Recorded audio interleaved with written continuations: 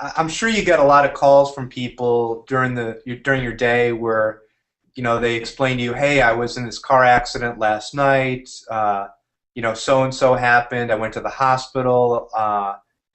They may have been pretty seriously injured, and then they sort of end the conversation by saying, hey, but the driver who hit me had full insurance coverage.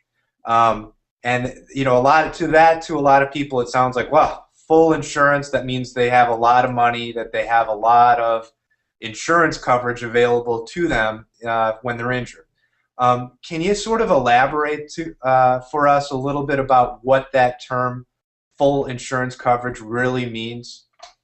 Jonathan, that's so, as particularly when you ask even your own clients, because you're concerned about if someone, even if they have full coverage, which is, if I'm driving my car and I wreck into you and it's my fault, that's collision, so that's going to pay for your damages. Then there's comprehensive that deals with the car if it's on fire, or collision if I wreck my own car, then that pays it. Then there's uninsured motorist that protects me if someone with little or no insurance hits me. And then full coverage, I've written an article in the distant past, I called it full coverage or fool's coverage. So you can have full coverage, all those things that I mentioned, but in the very minimum limits. And right now in the state of Ohio, you can be driving around with $12,500 per person, $25,000 per accident liability coverage.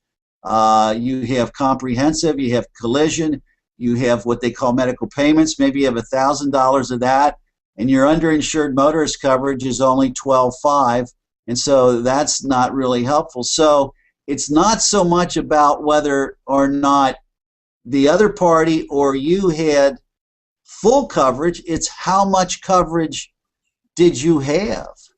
So full coverage really is not an indication of the amount of, it's got no bearing on the amount of insurance coverage available for a particular accident. Exactly.